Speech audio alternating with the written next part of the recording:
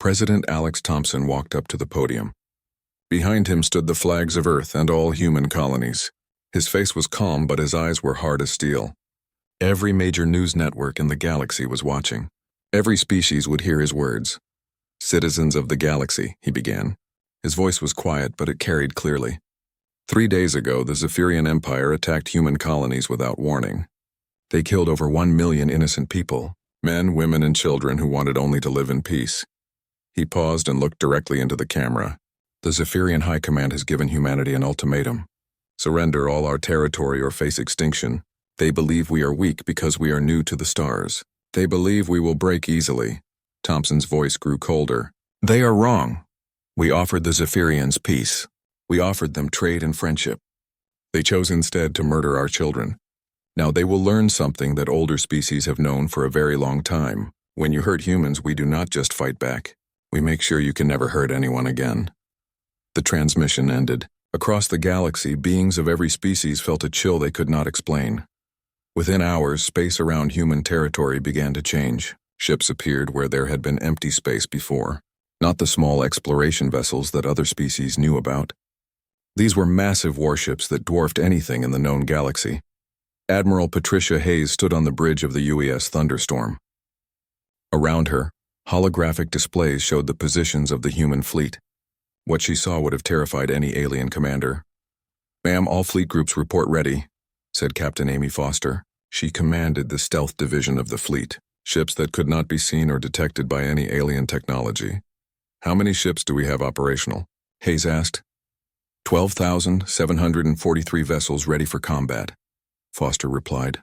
"Another 3,000 in reserve." Hayes nodded. For 50 years, humans had been building ships in secret, hidden shipyards in asteroid fields and empty systems. The galaxy thought humans had only a few hundred ships. They were wrong by a factor of 50. "Begin Phase 1, Hayes ordered. Captain Danny Wright commanded the assault ship UES Stormbreaker. His orders were simple. Attack the Zephyrian supply lines and cut off their ability to fight. Target the mining stations first, he told his crew. Then the fuel depots and food shipments. "We are not here to kill civilians. We are here to starve their war machine." The human ships moved like ghosts through space. Their stealth technology was beyond anything the Zephyrians had ever seen. By the time the aliens detected them, it was too late. Wright's ship appeared next to a Zephyrian mining station. The station was huge and heavily defended, but the human weapons cut through the defenses like a hot knife through butter. "Attention, Zephyrian Station," Wright broadcast. "You have 5 minutes to evacuate all personnel. After that, we destroy this facility." The Zephyrians tried to fight. Their defense platforms fired everything they had at Wright's ship. The shots bounced off human shields like rain on glass. True to his word, Wright waited exactly 5 minutes. Then he fired one shot. The mining station, which had taken the Zephyrians 10 years to build, became a cloud of metal dust in space. All across Zephyrian territory, the same scene played out. Human ships appeared without warning. They gave civilians time to escape. Then they destroyed everything military or industrial. General Marcus Bell led the attack on the Zephyrian fuel production center at Keth Prime. The facility produced fuel for half of the Zephyrian fleet. Without it, their ships would be stranded. Intelligence reports show 3,000 Zephyrian workers at the facility. Bell said to his team, "We get them out alive. Our war is with their military, not their people." Bell's Marines landed on the planet in dropships that moved faster than sound. They surrounded the facility before the Zephyrians knew they were there. "This is General Bell of the Human Defense Force," he announced. "All Zephyrian personnel have 1 hour to evacuate this facility. Shuttles are standing by to take you to safety." The Zephyrian commander tried to resist. "We will never surrender to inferior humans." Bell's reply was simple. "Your choice." The human Marines did not fire a single shot at the Zephyrian workers. Instead, they used devices that made the air taste bad and the lights flicker. Simple tricks that convinced the aliens to leave without a fight. When the facility was empty, Bell's ships turned it into a crater that could be seen from orbit. Dr. Carol Jensen sat in a laboratory deep inside a human research station. She was a xenopsychologist. Her job was to understand how alien minds worked. For the past 50 years, she had been studying Zephyrian psychology. "Have you finished the program?" asked Commander Sam Turner. He would carry Jensen's work into battle. Yes, Jensen replied. The Zephyrians communicate through shared mental networks. They think together like a hive mind. This program will disrupt those networks and cause panic. She handed Turner a small device. When you activate this near a Zephyrian ship, it will broadcast signals that interfere with their brainwaves. They will lose coordination and start fighting each other. Turner looked at the device. It was no bigger than his thumb. This little thing can stop an entire fleet? Their greatest strength is also their weakness, Jensen explained. They depend on their mental connection. Break that connection and they become helpless. Turner took the device to his ship. The UES Silent Storm was designed for one purpose: to get close to enemy ships without being detected. His target was the Zephyrian command fleet near their home world, 50 of their biggest ships commanded by their best officers. The Silent Storm moved through space like a shadow. No Zephyrian sensor could detect it. Turner brought his ship right into the middle of the alien fleet. Activate the device, he ordered. The signal spread out from Turner's ship. At first, nothing seemed to happen. Then the Zephyrian ships began to move strangely. They turned their weapons on each other. Their formation broke apart. What is happening? Came confused voices over the Zephyrian communication channels. We are under attack, some said. No, we are the attackers, others replied. In minutes, the Zephyrian command fleet was destroying itself. Turner watched in amazement as 50 enemy ships became floating wreckage without his ship firing a single shot. Back on Earth, Ambassador Elena Rodriguez received an emergency message from the Galactic Council. She read it twice before she could believe what it said. They want to mediate, she told President Thompson. The Council is calling for peace talks. Thompson looked at the reports coming in from the front lines. In just 1 week, human forces had crippled the Zephyrian war machine. Their fuel production was gone. Their supply lines were cut. Their command structure was in chaos. Tell them we will talk, Thompson said, but only after the Zephyrians surrender completely. Sir, they still have most of their fleet intact, Elena pointed out. Thompson smiled. It was not a pleasant smile. Not for long. High Commander Vexthal stood in his command center. Around him, his officers reported one disaster after another. Sir, we have lost contact with the mining sectors, one officer said. Fuel depots at Keth Prime are destroyed, said another. Our supply convoys are not responding to communication, a third added. Vexthal felt something he had never felt before: fear. How had the humans done this? 1 week ago, they were a minor species with a few small ships. Now they were cutting his empire apart like surgeons. How many ships do they have? He demanded. Our estimates were wrong, sir, his intelligence officer replied. We count at least 10,000 human vessels, all equipped with technology superior to ours. 10,000 ships. Vextal's legs felt weak. The Zephyrian Empire had spent centuries building their fleet of 8,000 vessels. How had humans built more ships in secret? Sir, we are receiving a transmission from the human fleet, his communication officer said. Admiral Hayes appeared on the main screen. She looked tired but determined. High Commander Vexthal, she said, you have attacked our colonies and killed our people. You have broken every law of civilized warfare. You have exactly 24 hours to surrender your entire fleet unconditionally. And if we refuse? Vexthal asked. Hayes' expression did not change. Then we will demonstrate why Elder Mordak warned you never to anger humans. The transmission ended. Vexthal stared at the blank screen. For the first time in his life, he wondered if the Zephyrian Empire had made a mistake it could not fix. On the bridge of the thunderstorm, Admiral Hayes turned to her staff. Begin Phase 2, she ordered. Captain Foster's stealth ships had been busy. For weeks, they had been placing devices throughout Zephyrian space. Devices that looked like space debris but were actually much more. All charges are in position, Foster reported. Every major Zephyrian military installation is targeted. Hayes nodded. The Zephyrians have 24 hours to surrender. If they refuse, we show them what real human technology can do. In the depths of space, thousands of small devices waited for a signal. When that signal came, they would reveal why the oldest law of the galaxy was never to anger humans. The countdown had begun. The great crystal towers of the Galactic Council reached high into the purple sky of Zentara Prime. Inside the main chamber, beings from across the galaxy sat in a perfect circle. Their voices mixed together as they spoke in dozens of different languages. The translation devices worked hard to make sense of all the words flying around the room. Ambassador Elena Rodriguez sat in the human section. She was the only human in a room full of aliens. Her dark hair was pulled back neat and clean. Her blue uniform had the Earth symbol on the chest. She looked calm, but her hands were tight on the armrest of her chair. High Commander Vexthal stood up from his seat. He was tall and thin with gray skin that looked like metal. His red eyes swept across the room as he spoke. His voice was cold and sharp like broken glass. The Zephyrian Empire has decided to expand into the outer rim sectors, he said. These areas have resources we need. We will take them soon. The room became very quiet. Elena felt her heart beat faster. The outer rim was where many human colonies lived. Millions of people called those worlds home. Those sectors belong to humans, Elena said as she stood up. Our people have lived there for 50 years. We built cities and farms. We made those dead rocks into living worlds. Vexthal looked at her with his red eyes. A sound came from his throat that might have been laughter. Humans are new to space. You have been here for only 100 years. We have been traveling between stars for 10,000 years. You are children playing with toys you do not understand. Other alien voices joined in. Some agreed with the Zephyrians.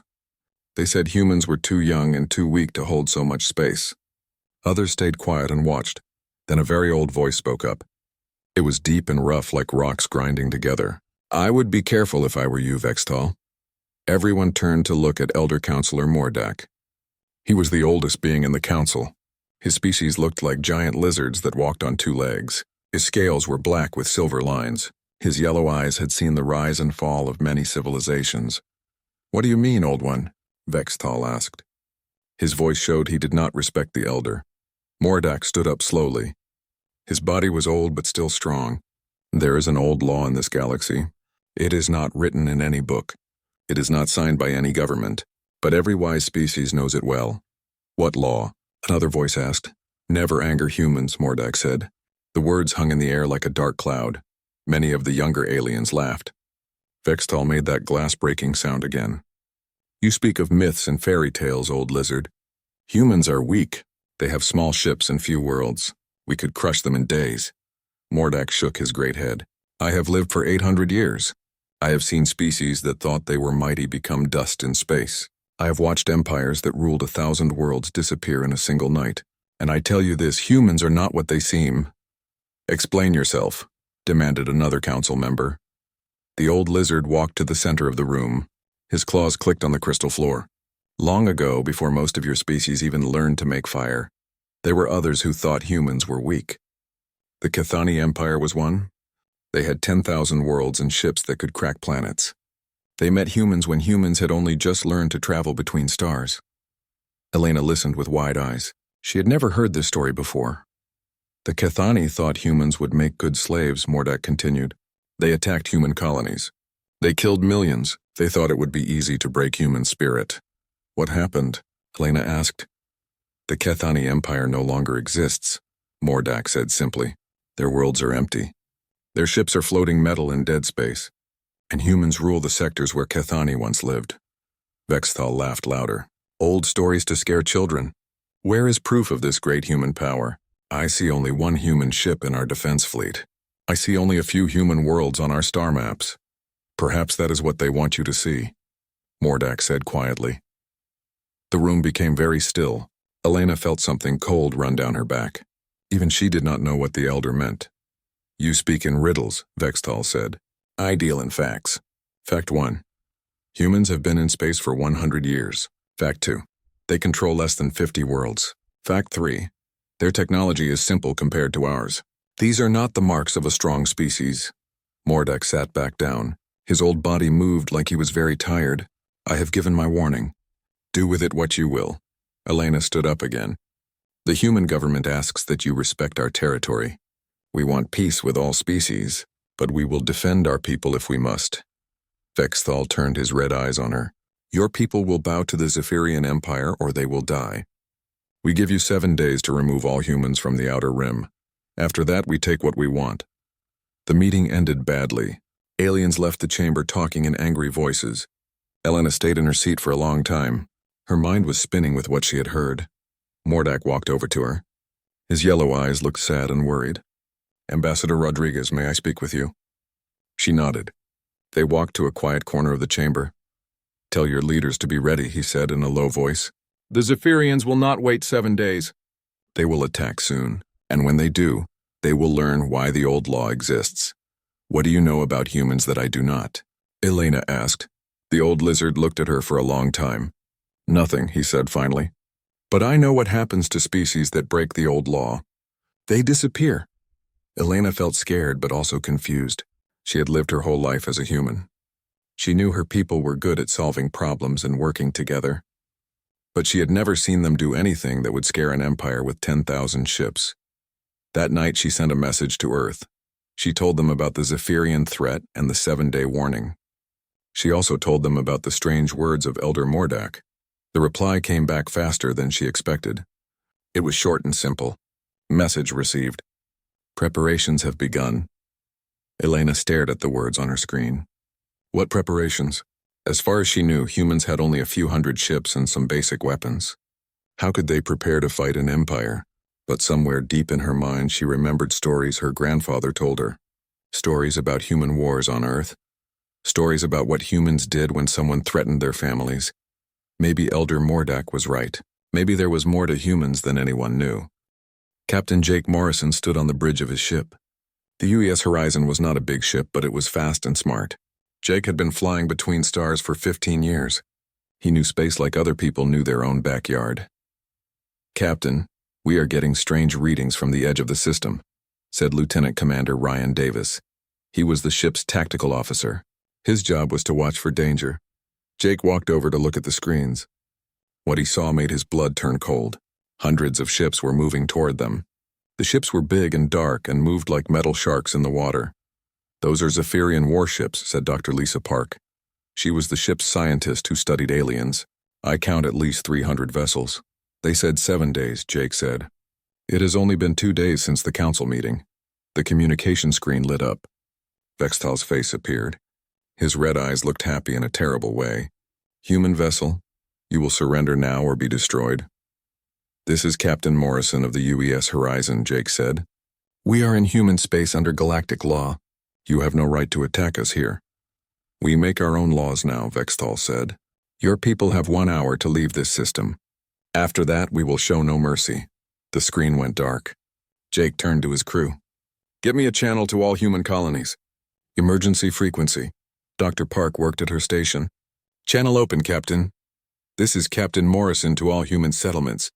Zephyrian forces are attacking. Begin evacuation procedures now. This is not a drill." The next hour was the longest of Jake's life. He watched as civilian ships tried to escape from the 3 colony worlds in the system. New Denver was the biggest colony with 2 million people. Haven's Rest had 500,000. Port Liberty was smaller but still home to 100,000 humans. The Zephyrian ships did not wait. They began firing on anything that moved. Jake watched in horror as evacuation ships full of families were blown apart by alien weapons. "Captain, we have to do something," Ryan said. His hands were tight on his controls. "We have 1 ship against 300, Jake said. "What can we do?"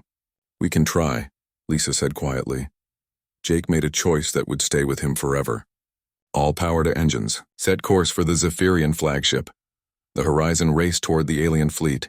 Jake knew they could not win, but maybe they could buy time for more people to escape. The alien ships turned their weapons on the Horizon. The small human ship dodged and twisted through space. Jake was a good pilot, but the odds were too much. "Hull breach on deck 3, Ryan reported. "We are losing air." "Keep going," Jake said. They fired their weapons at the alien ships. The shots bounced off like raindrops on stone. The Zephyrian ships were too strong. Then something hit them hard. The bridge filled with sparks and smoke. Jake felt pain in his left arm. Blood ran down his face. "Communications are down," Lisa said. "Engines are failing." "Captain, I am reading massive energy signatures," Ryan said. His voice was strange.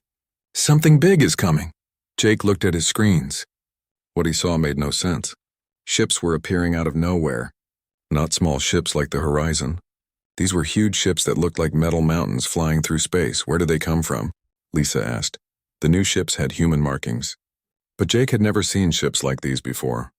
They were bigger than anything humans were supposed to have. The lead ship sent a message. UES Horizon, this is Admiral Patricia Hayes aboard the UES Thunderstorm.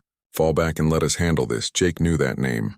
Admiral Hayes was the head of Human Fleet Command. But the last time he checked, she commanded only 200 ships. Now he was looking at what seemed like thousands. The human fleet opened fire. Their weapons were nothing like what Jake had seen before. Beams of light that could cut through the strongest alien armor. Missiles that seemed to think for themselves and found weak spots in enemy ships. The Zephyrian fleet tried to fight back. But their weapons barely scratched the human ships. In 10 minutes, half of the alien fleet was destroyed or running away. Bexthal's face appeared on the communication screen again. This time he did not look happy. He looked scared. This is impossible, he said. You do not have ships like these.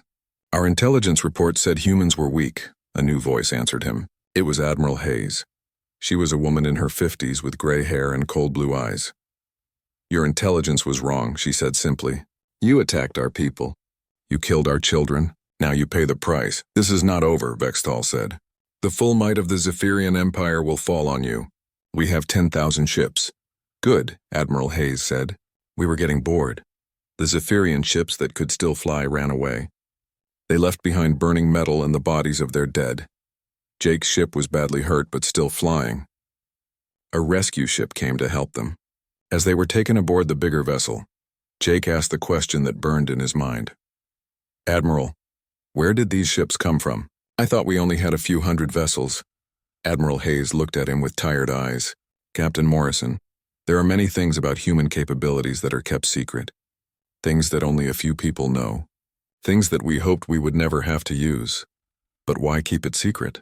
Because as long as other species think we are weak, they leave us alone. But when they threaten our people, they learn the truth. Jake thought about the elder's words at the council meeting. Never anger humans. Now he was starting to understand what that meant. On the 3 colony worlds, the damage was terrible. Hundreds of thousands of people were dead or missing. Whole cities had been turned to ash. The survivors looked up at the sky where human ships now patrolled. Commander Kate Sullivan had been on the defense station above New Denver when the attack started. She had watched her world burn while she could do nothing to stop it. Now she stood in the command center of one of the new human ships. How many did we lose? She asked. Final count is 300,000 civilian deaths, an officer reported. Most were killed in the first hour before our fleet arrived. Kate felt sick. 300,000 people, men, women, children, all dead because an alien empire thought humans were weak. Ma'am, we are getting reports from other sectors, the officer continued. The Zephyrians hit 12 human colonies at the same time. Total deaths are over 1 million. 1 million. Kate closed her eyes. When she opened them again, something had changed inside her. Something cold and hard. Send a message to Earth, she said. Tell them the Zephyrians just made the biggest mistake in galactic history. On Earth, President Alex Thompson sat in a room deep under the capital city. Around the table sat the most powerful people in human space. Military leaders, scientists, and intelligence officers. The attacks were coordinated, said Admiral Hayes through a video link. They hit our colonies at the exact same time. This was planned for months. What are our losses? The president asked. Over 1 million dead, Admiral Hayes said. All civilians. They targeted schools, hospitals, and evacuation ships. The room was quiet for a long time. Finally, Dr. Nathan Cooper spoke up. He was a thin man with gray hair who had spent his life studying war. Mr. President, we have a choice to make. We can try to make peace and hope they stop, or we can show them why the old races fear us. What do you mean? Thompson asked. Dr. Cooper put a data pad on the table. For the last 100 years, we have been preparing. Every species in this galaxy has been studied. We know their strengths, their weaknesses, their fears. We know where they live, where they build their ships, where they grow their food. You mean we have been spying on everyone? We have been learning, Dr. Cooper said. It is what humans do. We learn and we prepare and we survive. President Thompson looked around the room. Every face was hard and angry. These aliens had killed human children. They had broken the one rule that every human understood. You do not hurt the innocent. Do it, Thompson said quietly. Show them what happens when you make humans angry. Far across the galaxy, Elder Mordak sat in his private chambers. He had been expecting this news. A young aide brought him the reports of the Zephyrian attacks. Elder, the humans have lost over 1 million people. What should we do? Mordak closed his eyes. He had seen this before. Long ago, when he was young, he had watched other species make the same mistake. We do nothing, he said. We wait and we watch. And we remember why the old law exists. But Elder, surely the Zephyrians will win. They have superior numbers and technology. The old lizard looked at his aide with ancient eyes. Child, you have much to learn about humans. They are about to remind this galaxy why some species should never be awakened. High Commander Vexthal sat in his command chair and watched the countdown timer on his screen. 23 hours and 57 minutes until the human deadline. Around him, his officers waited for orders that he did not know how to give. Sir, the High Council is demanding a response, his aide said nervously. Vexthal had not slept in 3 days.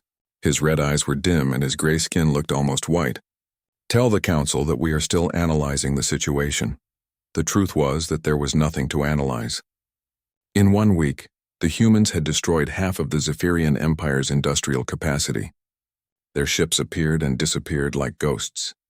Their weapons cut through Zephyrian armor like it was made of paper. Sir, we are receiving multiple reports of human ships near our home worlds, his intelligence officer said. They are not attacking, but they are watching everything we do. Vexthal closed his eyes. The humans were making a point. They could strike anywhere at any time. No Zephyrian world was safe. How many ships do our allies have? He asked. The Krell Federation has promised 2,000 vessels, his aide replied. The Nexus Collective can provide 1,500 more. And when will they arrive? The aide looked uncomfortable. Sir, both the Krell and the Nexus are reporting technical difficulties with their fleets. Engine problems, communication failures, navigation errors. Vexthal opened his eyes. All at the same time? Yes, sir. For the first time, Vexthal understood what his empire was really facing. The humans had not just prepared to fight the Zephyrians. They had prepared to fight everyone. Captain Amy Foster's stealth ship hung in space near the Krell homeworld. Her mission was simple but effective. Every time a Krell ship tried to launch, her crew would send a small virus into their computer systems. Another Krell battleship is trying to leave orbit, her tactical officer reported. Send the package, Foster ordered. A burst of electromagnetic energy hit the Krell ship. For a few seconds, nothing happened. Then the ship's engines shut down and it began to drift. That makes 50 ships we have disabled today, the tactical officer said. Foster nodded. The humans had spent decades studying every alien computer system in the galaxy. They knew exactly how to make each one fail without causing permanent damage. The Krell are not our enemies, she reminded her crew. We are just making sure they do not help our enemies. Colonel Danny Wright led his Marines onto the surface of Kethvar. It was the strongest fortress world in Zephyrian space. According to every military expert in the galaxy, it would take 1 million soldiers and a year of fighting to capture it. Wright had brought 10,000 Marines. Remember the plan, he told his team leaders. We are not here to kill everyone. We are here to break their will to fight. The Zephyrian defenses were impressive. Huge guns that could destroy ships in orbit, bunkers that could hold off armies, force fields that could stop any known weapon. Wright's Marines did not attack the defenses directly. Instead, they did something the Zephyrians had never seen before. They began to talk.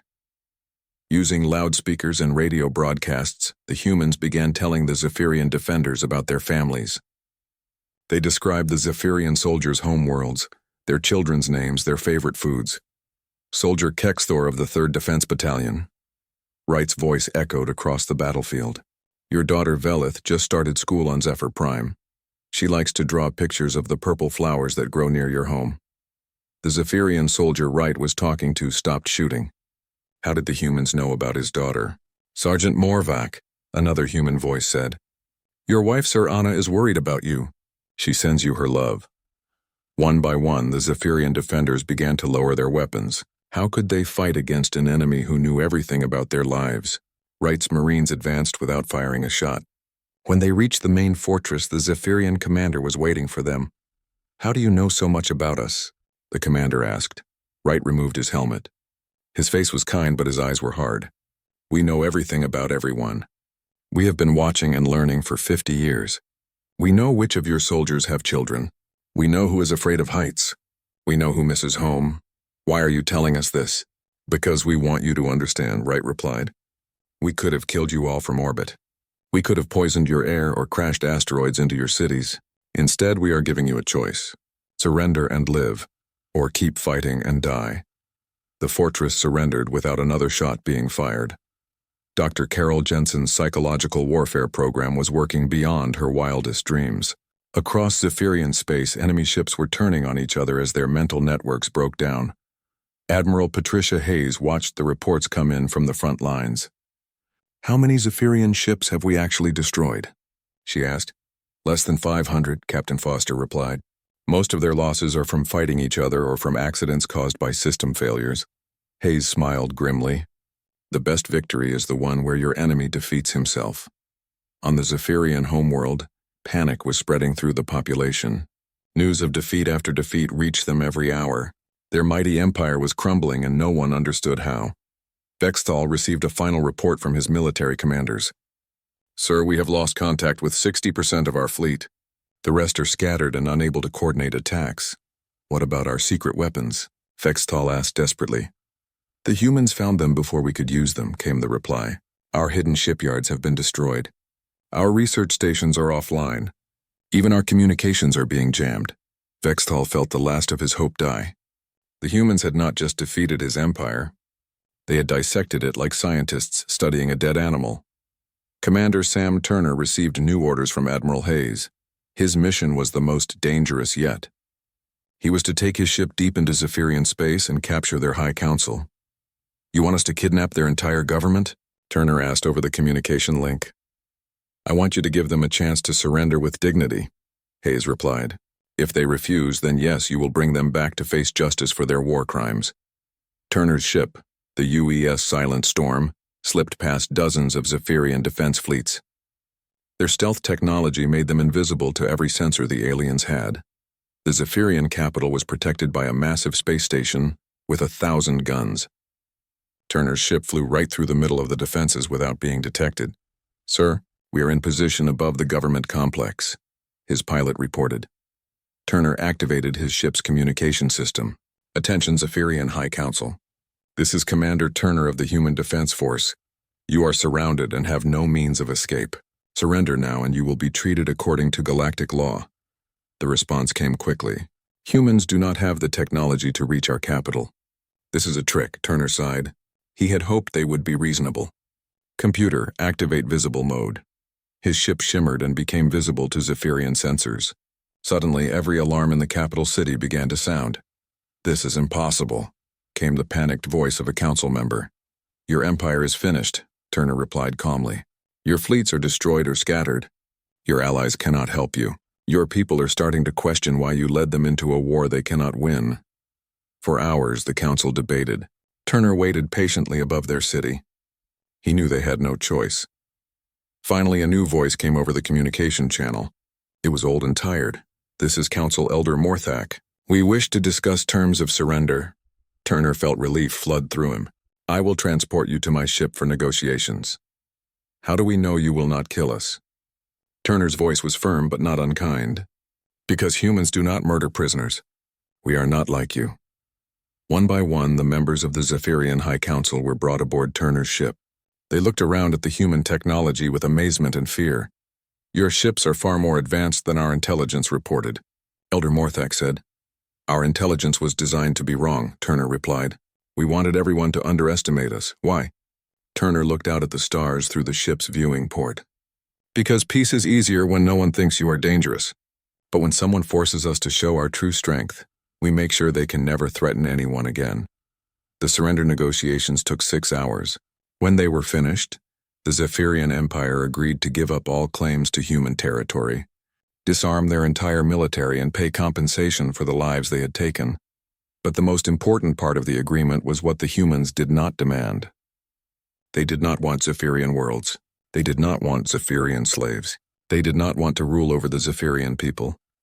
"What do you want from us?" Vexthal asked when he was brought aboard the human flagship. Admiral Hayes looked at him with cold eyes. "We want you to remember this lesson. We want you to tell your children and your children's children what happens when someone attacks innocent humans. And then you rebuild your civilization into something better, something that does not make war on civilians." Vexthal stared at her in shock. "You are not going to execute us?" We are not monsters, Hayes replied.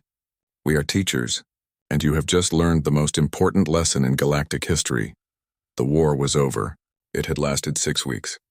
The mighty Zephyrian Empire had been reduced to scattered refugees begging for mercy. President Alex Thompson stood before the assembled representatives of every major species in the galaxy. The Great Hall of the Galactic Council had never been so quiet. Even the translation devices seemed to whisper. The war is over, Thompson said simply. The Zephyrian Empire has surrendered unconditionally. A murmur ran through the crowd. Many of the alien representatives looked scared. Others seemed confused. A few looked relieved. What will you do with the Zephyrian people? Asked the representative from the Altarian Republic. Thompson's answer surprised everyone. We will help them rebuild. Ambassador Elena Rodriguez sat in the human section. She had been afraid of this moment. She thought the humans would demand revenge for the million civilians who had died. Instead, they were offering help. The Zephyrian people will be relocated to suitable worlds, Thompson continued. They will be given the resources they need to start over. Their children will go to school. Their sick will receive medical care. And in return, asked another representative. In return, they will learn to live in peace, Thompson replied. Their military will be disbanded. Their weapons will be destroyed, and they will accept human oversight until we are satisfied they pose no threat to anyone. Elder Counselor Mordak spoke from his seat. His ancient voice carried clearly through the hall. How long will this oversight last? Thompson looked at the old lizard with respect. As long as necessary. It might be 10 years. It might be 100. Time is not important. Results are important. Vexthal sat in a special section for prisoners. His red eyes were dull and his gray skin looked sick. What about those of us who led the Empire? You will stand trial for war crimes, Thompson said without emotion. But the trials will be fair. You will have lawyers. You will be allowed to speak in your own defense. And if we are found guilty, then you will serve your sentences. When those sentences are complete, you will be free to rejoin society if you can prove you have changed. Many of the alien representatives looked shocked.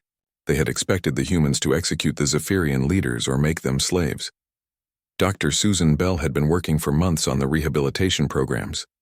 She was an expert in xenopsychology who specialized in changing how aliens thought about violence. The Zephyrian mind is not naturally evil, she explained to a group of human officials. They were taught that strength comes from conquest. We need to teach them that strength comes from cooperation. The programs Dr. Bell designed were unlike anything the galaxy had ever seen. Former Zephyrian soldiers were placed in small groups with human counselors. They talked about their feelings, their fears, and their dreams. At first, the Zephyrians resisted. They did not understand why their captors wanted to help them instead of punish them. Why do you care what we think? Asked a former Zephyrian officer named Kelvar. His human counselor, a woman named Jenny Brooks, smiled patiently. Because what you think determines what you do. If you think violence is the answer to every problem, you will hurt people. If you learn that cooperation works better, you will help people instead.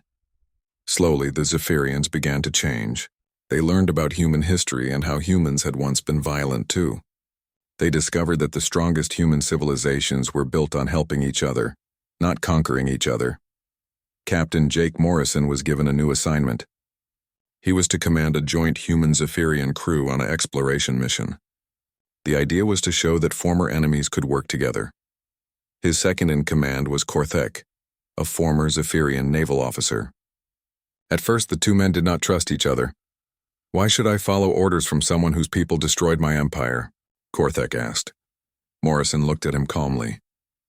Because your empire attacked our children. We had every right to destroy it completely. Instead, we gave you a chance to start over. The question is whether you are smart enough to take that chance. Over the months that followed, Morrison and Korthek learned to work together. They discovered that they had more in common than they had differences. Both men wanted to explore new worlds. Both men wanted their children to live in peace. The other species in the galaxy watched the human rehabilitation of the Zephyrians with amazement and fear. It was one thing to defeat an enemy in battle. It was another thing entirely to change how they thought. The humans are rewriting the Zephyrian mind, whispered the representative from the Nexus Collective. It is terrifying, agreed the Krell ambassador. If they can change how an entire species thinks, what else can they do? Admiral Patricia Hayes knew exactly what the other species were thinking. She had spent 50 years preparing for this moment.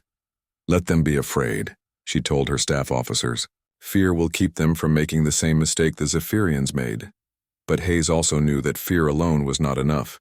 The galaxy needed to understand the new rules. She called a meeting of all military commanders from every major species. The meeting took place on a human space station near the Galactic Center. Gentlemen and ladies, Hayes began, we need to discuss the future of galactic security. The alien commanders sat nervously in their chairs. They had all studied the human victory over the Zephyrians. It had been swift, complete, and terrifying. The old system is broken, Hayes continued. For too long, strong species have bullied weak ones.